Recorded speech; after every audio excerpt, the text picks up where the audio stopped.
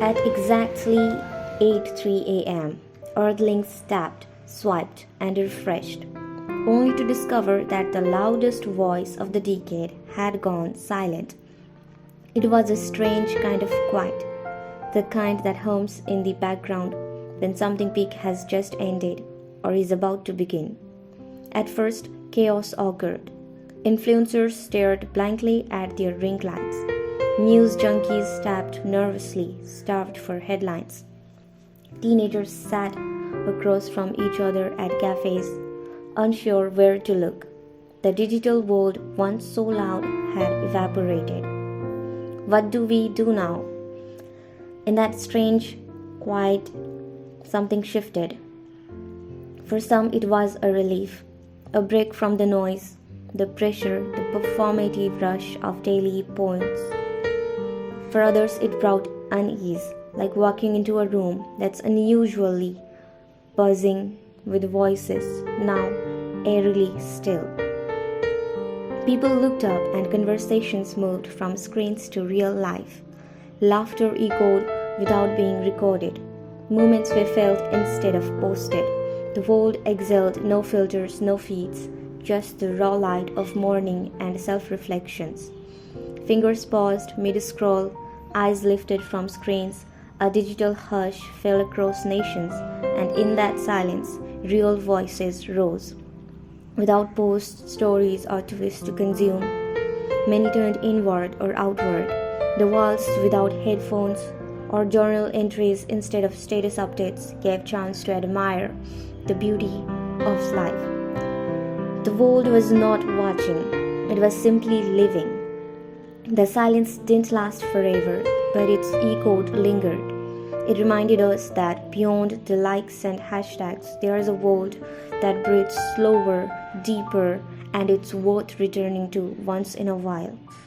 I didn't realize how loud my mind had become, said one user. When it all stopped, I finally heard myself again.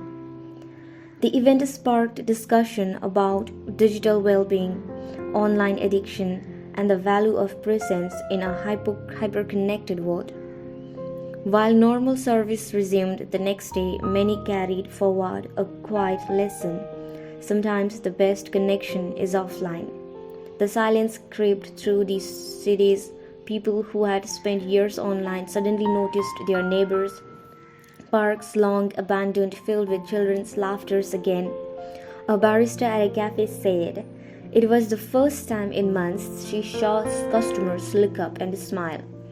Without the constant echo chamber of opinions, people began listening to different voices, to differing truths.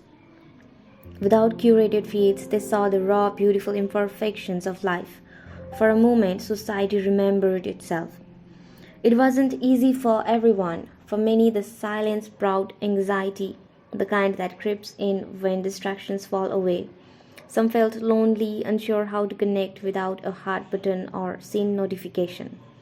But when the quiet healing came, no likes, no tags, no endless scroll, just a cup of coffee, the sky, the sound of one's own breath. Maybe the real refresh button isn't on a screen, it's in our own company. People sat with feelings they had buried under likes and memes. For the first time in a long time, they met their own emotions face to face, and some even made peace. Businesses paused their campaigns, brands had no audience, and with that came a humbling moment. Who are we without the buzz? Students couldn't post about the stress, so they studied together in person. Workers took real breaks. Time, once devoured by scrolling, suddenly stretched wide open and long enough for hobbies, books, and real conversations. That night, as the stars blinked quietly above a quieter world, something had changed. It wasn't just about going dark, it was about us remembering who we are without an audience. Not influencers, not followers, just people feeling, living, breathing together.